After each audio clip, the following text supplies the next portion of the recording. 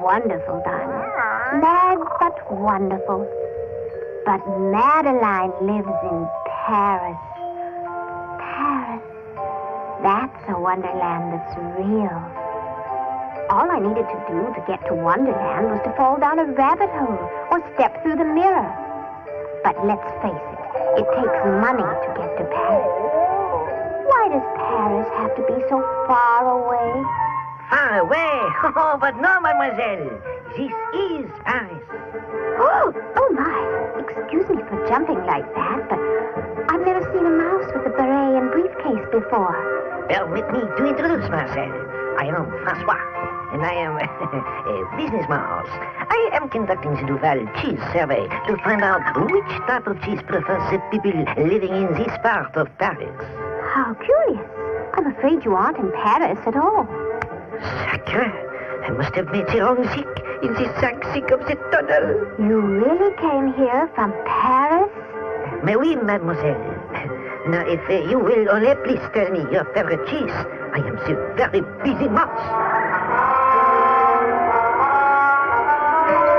Now, Dinah, you're supposed to be polite to visitors, even nice. Don't worry, Monsieur Francois.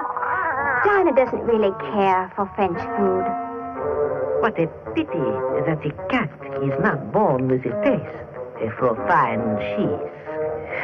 If you will just tell me your favorite cheese, I can finish the survey report, and then zoop, I pedal the pump back to the Duval cheese factory.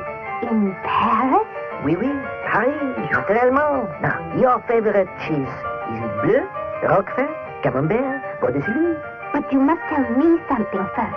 In Paris, do little girls really have adventures? Like in this book. Let me read it to you. Or perhaps Chantilly, or Emmental, Pont-l'Évêque, or Limburger? In an old house in Paris, all covered with vines. I know well this little Madeline. She is so full of the crackly pops. Oh, Francois, would you take me to Paris with you? I want to meet Madeline. Hello, mademoiselle. I am conducting the cheese survey, not the travel bureau. All right. I'll tell you my favorite cheese if you'll promise to take me to Paris. Cheeseburgers. Cheeseburgers? Cheeseburgers! Oh, it is too much for my little mouse heart. Fine cheese is my life, my love, my profession. The great cheese is like the great wine. It must be savored for itself alone. But cheeseburgers... What is your name, poor dear? But cheeseburgers are good. Alice. Please, mademoiselle Alice, s'il vous plaît. You have much to learn. I come from the proud mouse family that knows their cheese. My great-great-grandmouse was the great-great Anatole. Anatole? Oui, Anatole. A mouse among mice. A mouse of France. In all of France, there was no happier mouse than Anatole.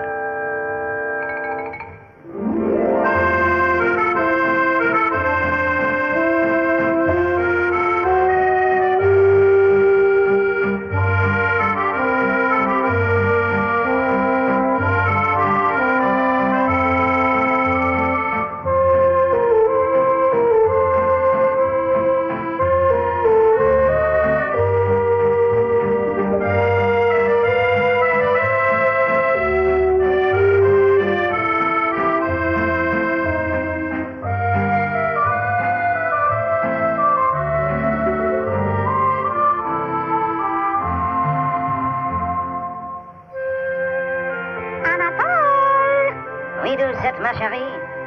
It's getting dark, Eve. Time to go to work. Good night, Papa. Have a good night at your work.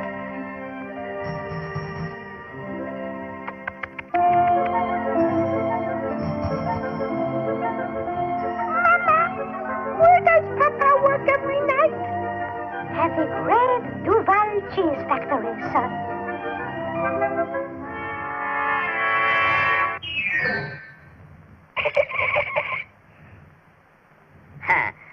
Good evening, cheese testing room.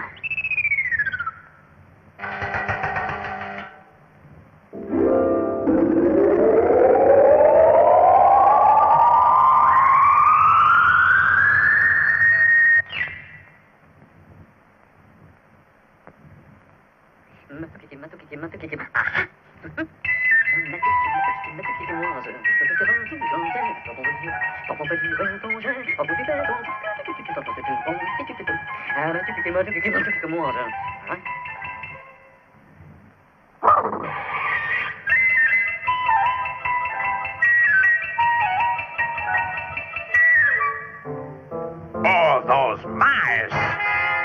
Those terrible mice! Look at our beautiful cheeses, ruined. We can't sell our cheese after a mouse has touched it. All mice are villains. We must rid our factory of them once and for all. Mice are a disgrace to France.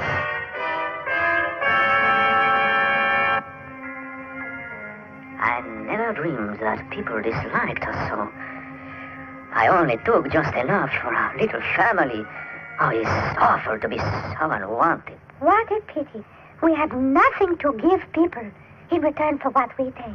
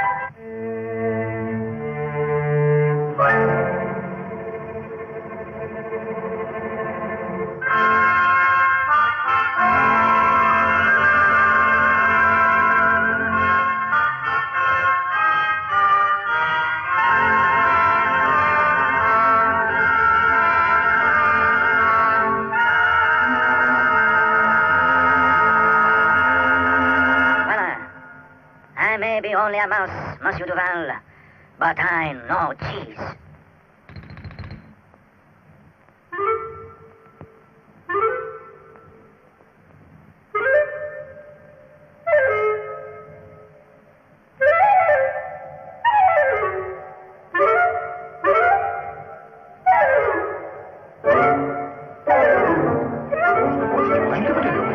What is going on here? For those little signs here? What did they say? What is going on here? Why are your cheese testers not busy testing cheese? Look! Someone has already tested it. Anatole? Touché. This Anatole is right. This Roquefort does need more Orangepeal. More Orangepeal in the Roquefort. More Orangepeal in the Roquefort. More Orangepeal in the Roquefort. But who is Anatole? Less pepper in the pot de salud. Anatole says the camembert should be smoother. Anatole says more pepper in the Limburger.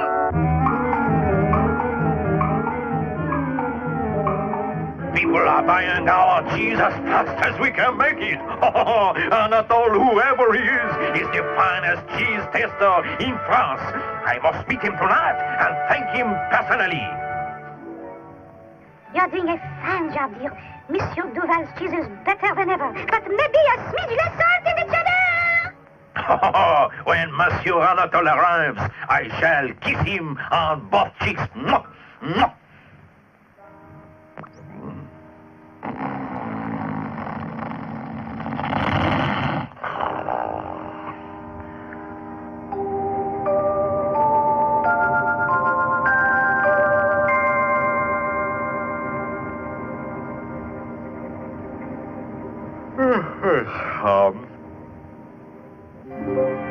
Maybe I leave him instead.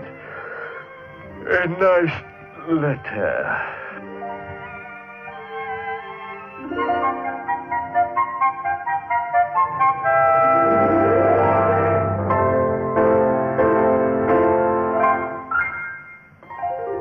And look to that, look. A letter from Monsieur Duval. You are to be first vice president and chief cheese tester. You are a credit to mouse and country.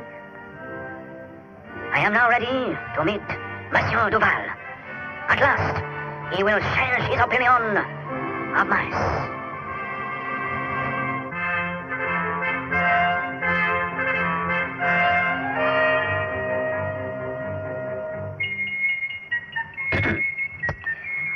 Pardon, monsieur? Allow me to introduce myself. A mouse. I am Anatole. Anatole? A mouse?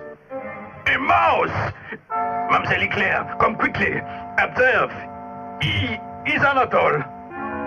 He's a mouse, monsieur. He is Anatole! Quickly, you know what to do. Oui, Monsieur Duval. Oh, thank you. Oh, she is just in time. No, monsieur. It is a mistake. Go away, s'il vous plaît. Go away. Wait.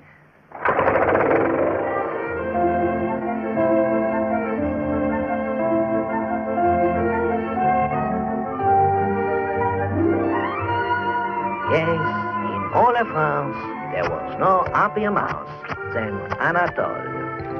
You can be proud of your great-great-grandmouse, Monsieur Francois. I had time, Mademoiselle Alice, to carry on the family tradition. At this very moment, I am blue with a grand inspiration. You, my dear, are lovely, charmant, graceful, and you know absolutely nothing about the cheese. In other words, you are perfect. If I know nothing in school, I'm never perfect. It's quite the other way around. I will take you to Paris. You shall taste all of our cheese, and you will tell me which one you like the best. You will be the perfect guinea pig. I beg your pardon. Did you say you would take me to Paris? Of course, on my bicycle. But can you manage? It's so tiny. It's really only a mouseicle. Have no fear, Francois is here with the latest Duval miracle cheese. The secret ingredient is the same magic mushroom you ate in the Wonderland. You mean? Oui. One little nibble, and you will be weeny teeny like me. Oh, it's just like my daddy says. It's the best if you can travel on business. Give me the magic cheese, Francois.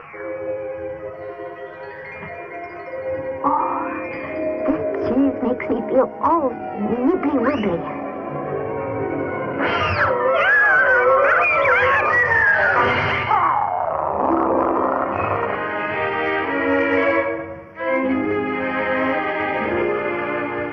Ooh la la, ooh la la, ooh. I'm here and so dear are you. Just la la oui, la la too. Out for a gay rendezvous. Watch la la hour, la la dusk. Got to make Paris so bust.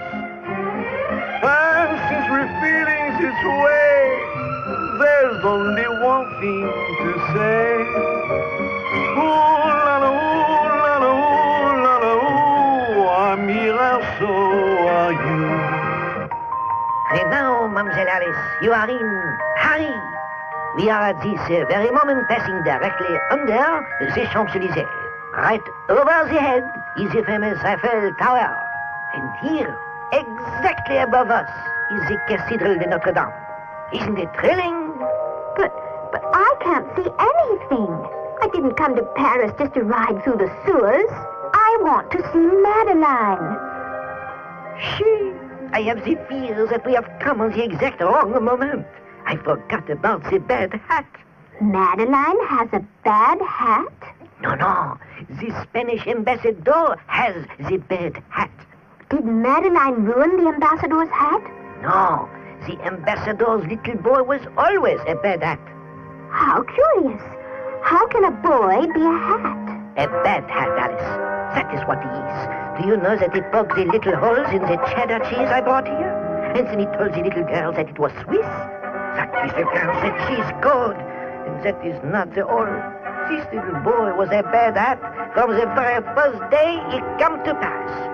I will tell you the story. It started right here. In an old house in Paris, covered with vines, lived 12 little girls in 2 straight lines.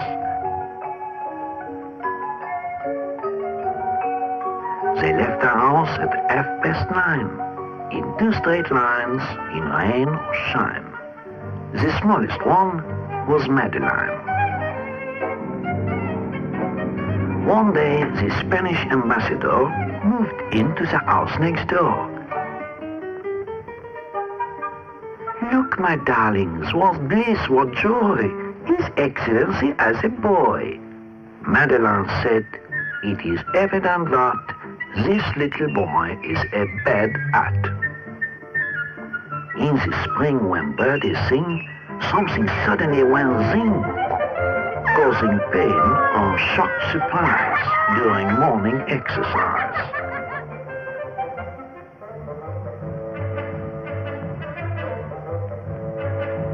On hot summer nights, he ghosted. In the autumn wind, he boasted as he flew the highest kite.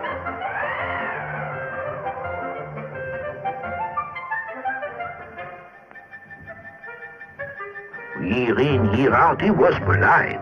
He was sure and quick and nice, and Miss Clavel said, isn't he nice? One day, he climbed upon the wall and cried, come, I invite you all.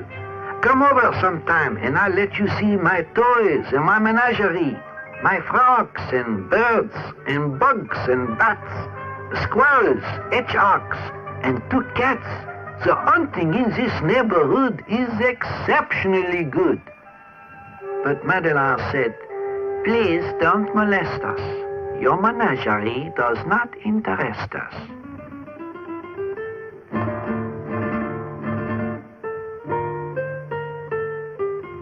He changed his clothes and said, I bet this invitation they'll accept. Madeleine answered, a torero is not at all our idea of a hero.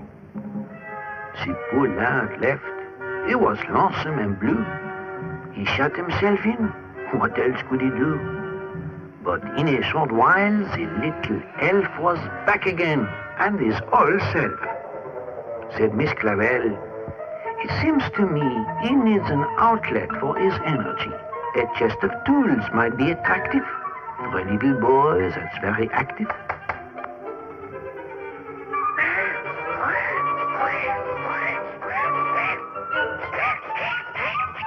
I knew it. Listen to him play. Hammering, sawing, and working away. Oh, but that boy was really mean. He built himself a guillotine.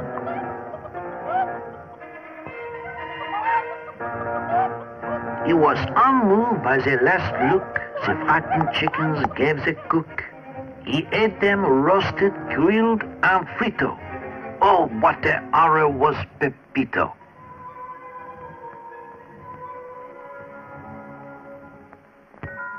One day, when out to take the air, Madeleine said, oh, look who's there. Pepito carried a bulging sack. He was followed by an increasing pack of all the dogs in the neighborhood. That boy is simply misunderstood. Look at him bringing those doggies food. He said, let's have a game of tag and let a cat out of the bag. There were no trees, and so instead, the cat jumped on Pepito's head. Ma just listened to the poor boy crying, oh, secure, which you must cry if by any chance you're ever in need of help in France. Miss Clavel ran fast and faster to the scene of the disaster. She came in time to save the bad hat, and Madeleine took care of the cat. There was sorrowing and pain in the embassy of Spain.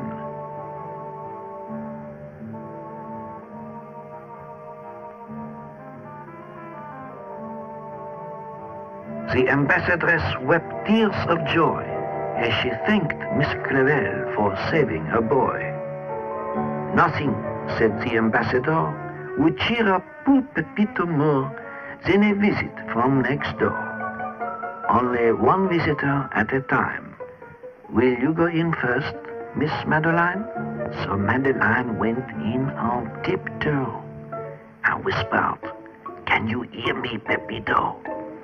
It serves you right, you horrid brat, for what you did to that poor cat.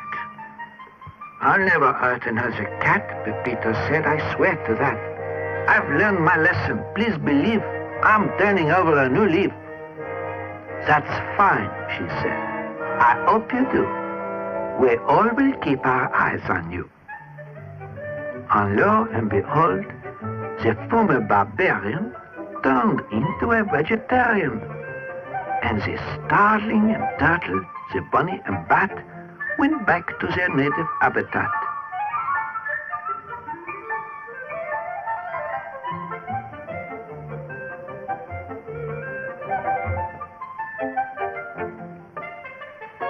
His love of animals was such, even Miss Clavel said, "It's too much." The little girls all cried, "Boo-hoo!" But Madeleine said, "I know what to do." She said, "You are our pride and joy. You are the world's most wonderful boy."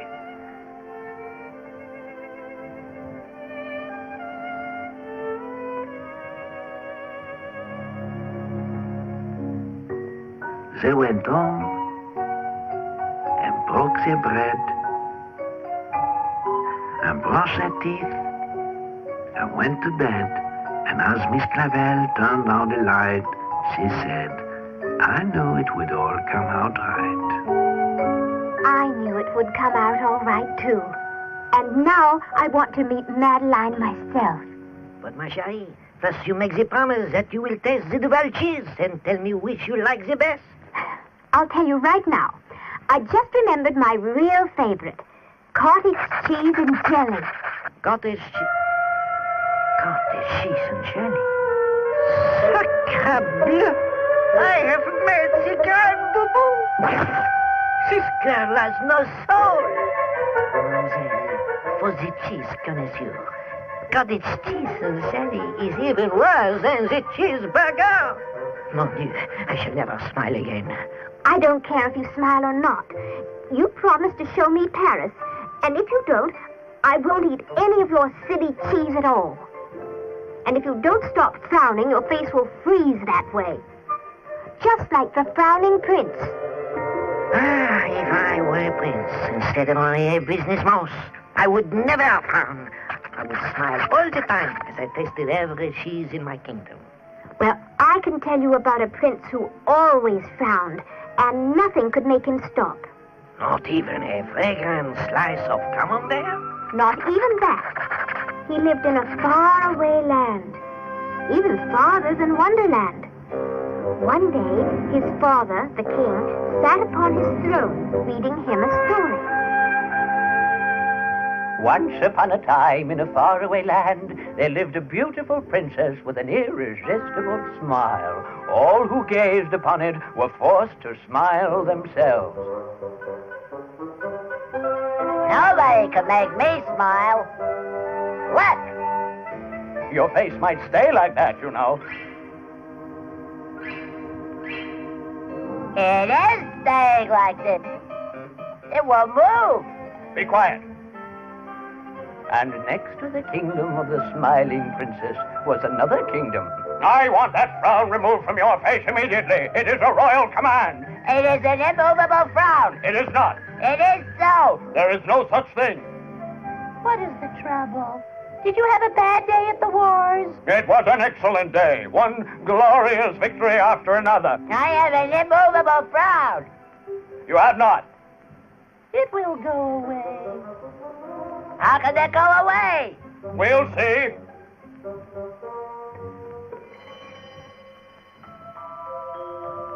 Send for the jesters.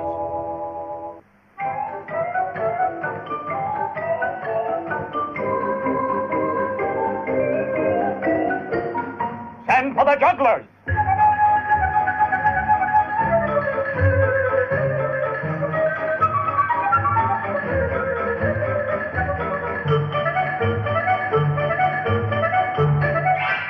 Send for the tumblers.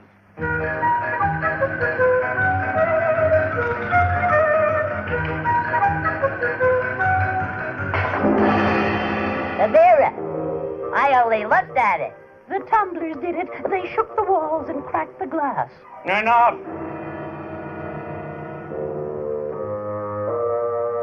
Anyway, I have an immovable frown. You have not. It's past my bedtime. There is no such thing as an immovable frown. There is no such thing as an immovable frown. There is no such thing as an immovable frown. There is no such thing as an immovable frown.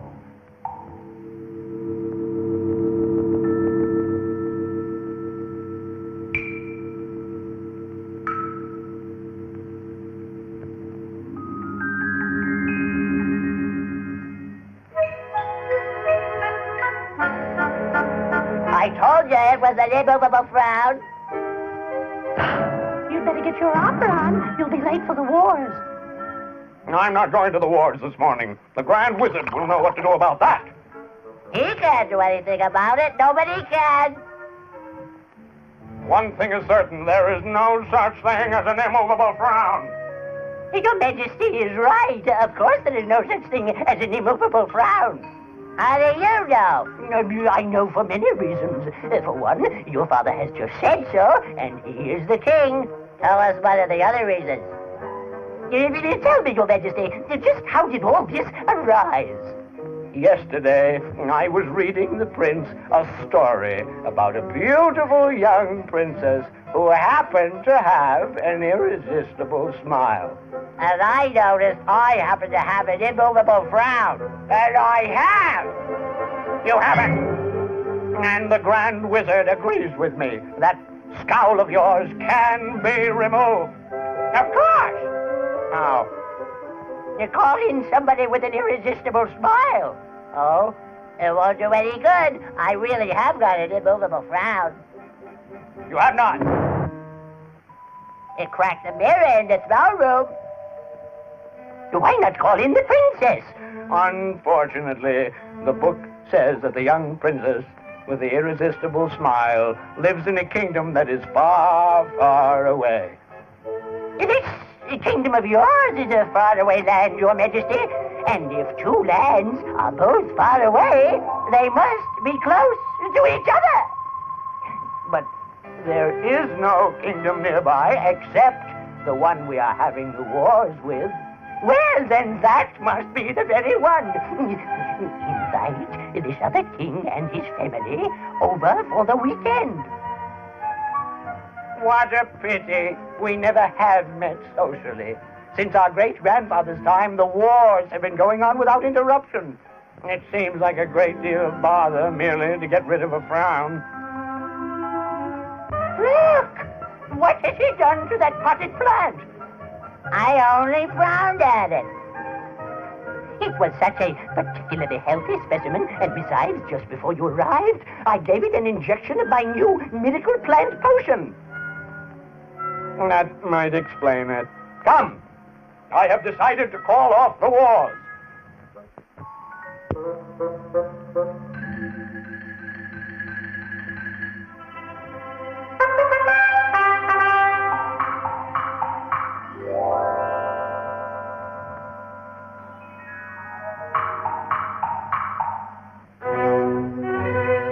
The peace treaty is signed, sire. The wars are ended. I don't know what I'll do with my time from now on. Did you see the young princess? Yes, Your Majesty. I gazed upon the princess myself. She has an irresistible smile. Very good. Let us prepare to entertain our royal guests for the weekend.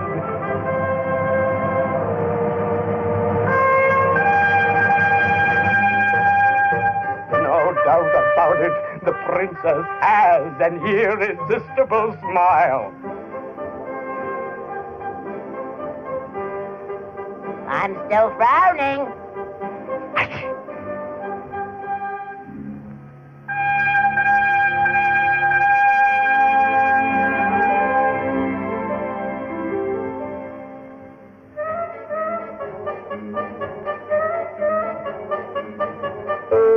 Put down that trumpet and say hello. Hello. Smile, girl, smile.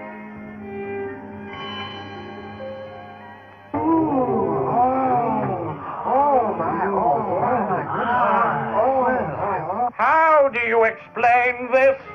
It can't be explained. No frown can resist an irresistible smile. Except an immovable frown? You're right, Your Majesty. And the prince has one. That's what I kept telling you, see? He said so too.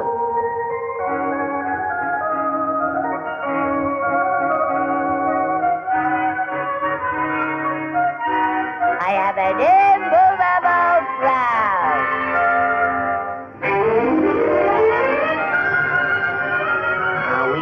And if you would give me my way and taste my cheeses, my frown will go away too. Look, we are here. My business address. The Dural Cheese Factory. The most beautiful place in all of France.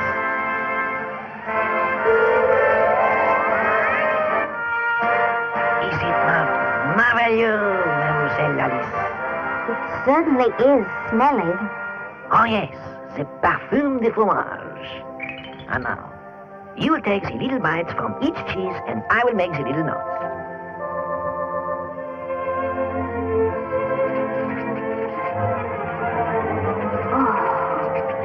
So many moons. So many moons.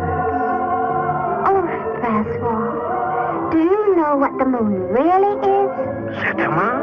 The moon is made of the green Duval cheese. It's not true. I once had a dream where I was a lovely princess named Lenore. Oh, mon Dieu, the poor girl has eaten too much of the wine cheese. And in the dream, I was dizzy in the stomach, just like this. The royal physician came to see me.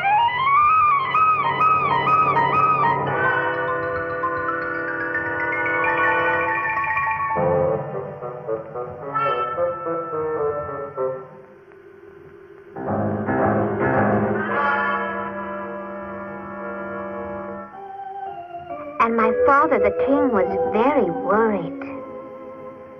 I want you to get well again. Is there anything your heart desires? Yes, I want the moon. If I can have the moon, I will be well again.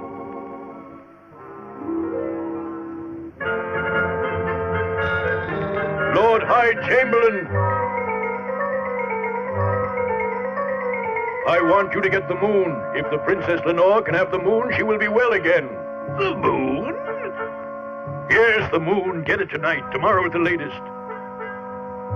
It just happens I have a list of things I have got for you in my time, Your Majesty. Let me see now. I've got ivory and apes, peacocks, rubies, opals and emeralds, black orchids, pink elephants, blue poodles, gold bugs, scarabs and flies of amber, hummingbirds, tongues, angels, feathers, unicorns, horns, giants, midgets, mermaids, troubadours, minstrels, and dancing women, a pound of butter, 2 dozen eggs, and a sack of sugar. Sorry, my wife wrote that in there. I don't remember any blue poodles. It says blue poodles right here on the list, and they are checked off with little check marks, so there must have been blue poodles. Never mind the blue poodles. What I want now is the moon. But the moon is out of the question, Your Majesty. It is 35,000 miles away and it is bigger than the room the princess lies in. Furthermore, it is made of molten copper. I cannot get the moon for you. Blue poodles, yes. The moon, no.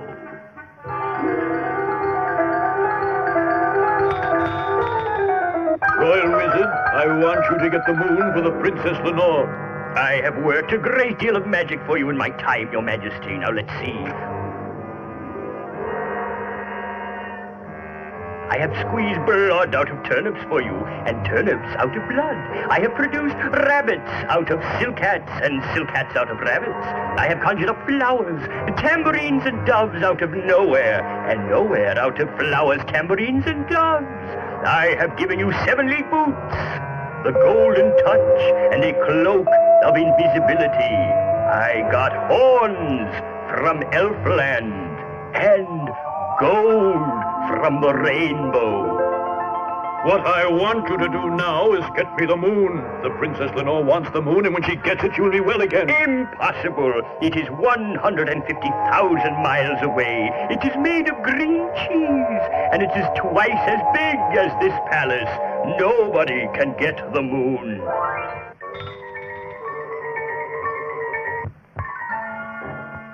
Royal mathematician, I don't want to hear all the things you have figured out for me since 1907. I want you to figure out how to get the moon for the Princess Lenore. When she gets the moon, she will be well again. I'm glad you mentioned all the things I have figured out for you since 1907. It so happens that I have a list of them with me. Now let me see. I have figured out for you the distance between the horns of a dilemma, night and day and A to Z. I have computed how far is up, how long it takes to get away, and what becomes of gone. I know where you are when you're at sixes and sevens, the price of the priceless, and how many birds you can catch with the salt in the ocean. 187,796,123, if it would interest you to know. I don't want to hear about 700 million imaginary birds. I want you to get the moon for the Princess Lenore. But, Your Majesty, the moon is 300,000 miles away. It is round and flat like a coin, only it is made of cardboard, and it is half the size of this kingdom. Furthermore, it is pasted on the sky. Nobody can get the moon.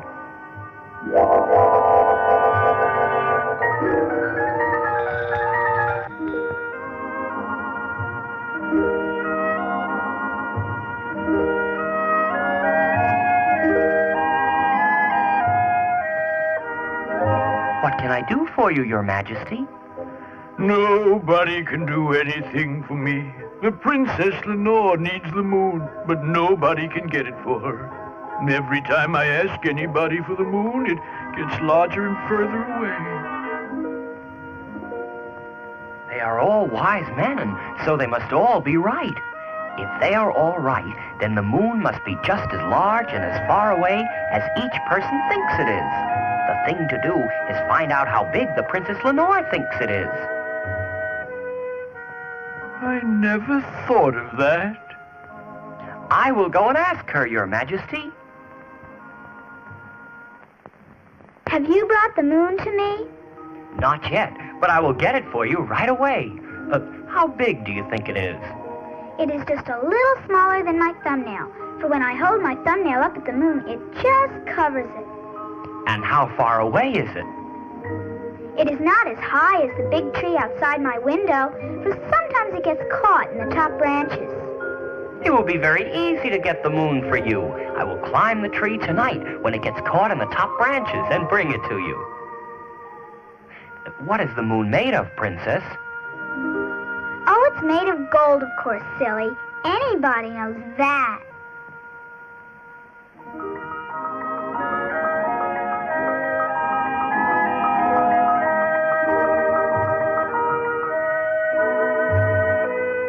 What is this thing what you have asked me to make? You have made the moon. Oh, the moon is 500,000 miles away, and it's made of bronze and round like a marble. That's what you think.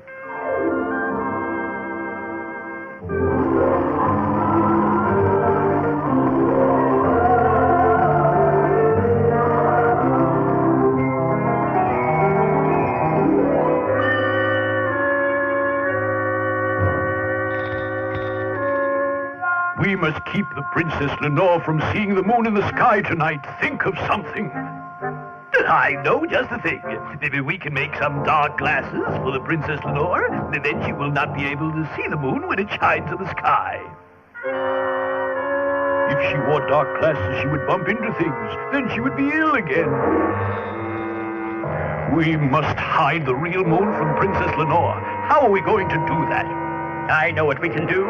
We can stretch some black velvet curtains on poles, like a circus tent. Then the Princess Lenore would not see the moon in the sky. Curtains would keep out the air, so the Princess Lenore would not be able to breathe, and she would be ill again. We must do something so the Princess Lenore will not see the moon tonight. If you know so much, figure out a way to do that. I have it. We can set off fireworks in the gardens every night. We'll make a lot of silver fountains and golden cascades, and then the Princess Lenore will not be able to see the moon. Fireworks would keep the Princess Lenore awake. She would not get any sleep at all, and she would be ill again.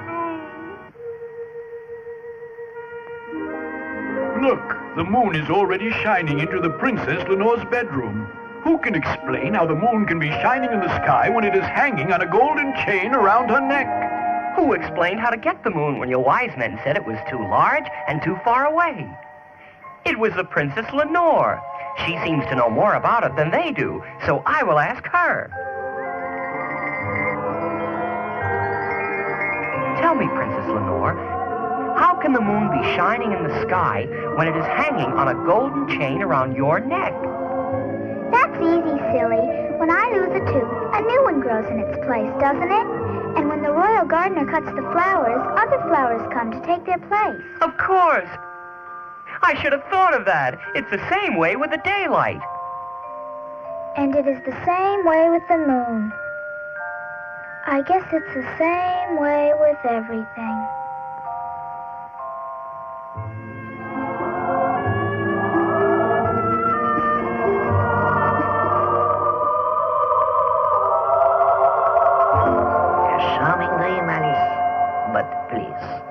Can't you tell me which is your favorite moon? She's... Francois, you are a one-track mouse. Oh, they're all okay, I guess. But how can I be sure till I've tried them in a cheeseburger? Oh, no, not again with the cheeseburgers. I will be a disgrace to my family, to Monsieur Duval, to France. I am ruined. Now you're frowning again. But really, Francois, all of your cheeses are just fine. When I grow up, I'm sure I'll learn to like them. But now, can I please go to visit Madeline? Bien, little lady. Let us go. But wait. We are just now passing the Gypsy Carnival, where I myself last saw the little Madeline. But this isn't where Madeline lives. Oh, but I saw her here with my own little beady mouse eyes. I was studying the cheese-eating habits of the gypsy camp, and I see they all sing. Of course, the story starts in that same little house all covered with vines, where live the little girls in 2 straight lines. They left the house at 9:30. The smallest one was Madeline.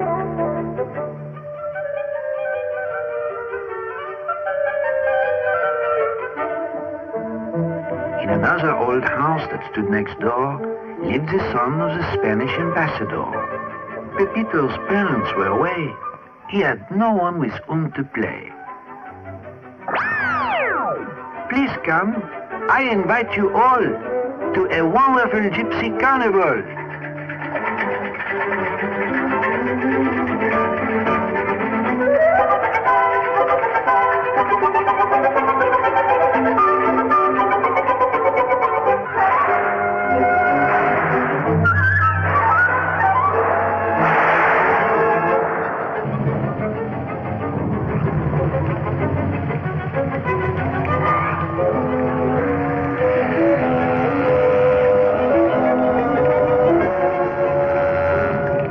Children, off with these things. You'll eat in bed.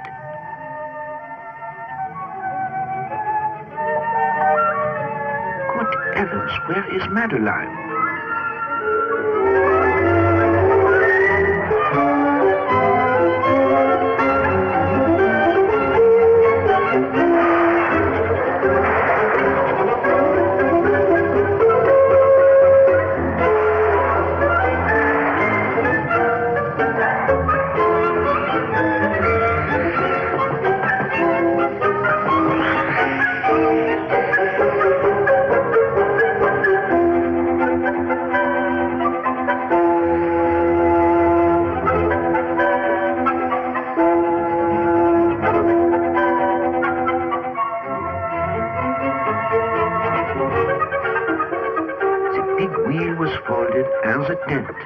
They packed their wagons and away they went. For gypsies do not like to stay. They only come to go away.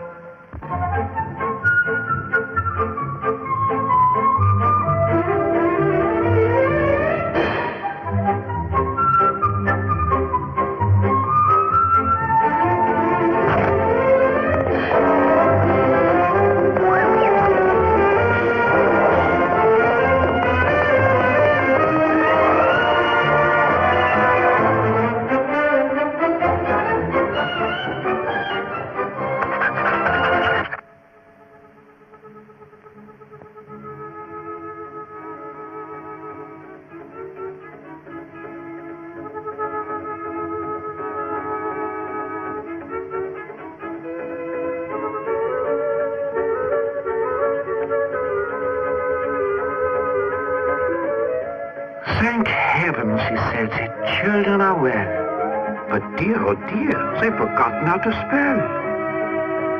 She studied the postmark, then fast and faster, they rushed to the scene of the disaster.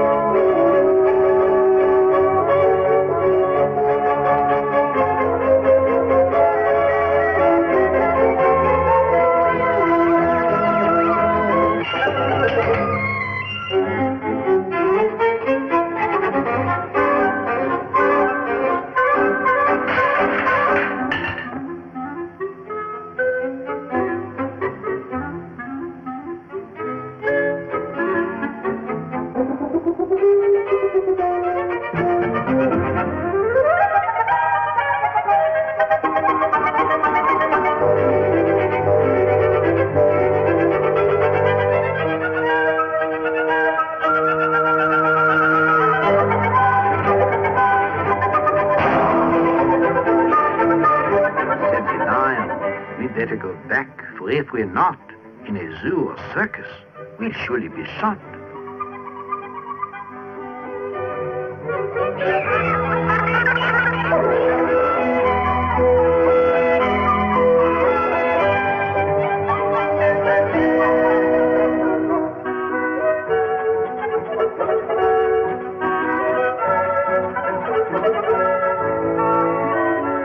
Pepito said, no work and all play. It's no fun if you have to do it all day. Oh, look, Pepito. Here comes someone we know. Dear Miss Clavel, at last we found you.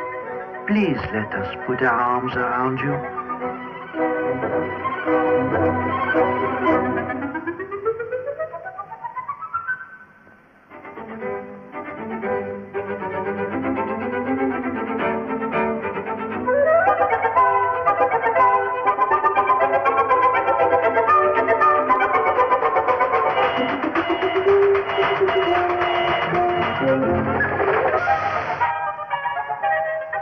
The best part of a voyage, by plane, by ship or train, is where the trip is over and you are happily home again.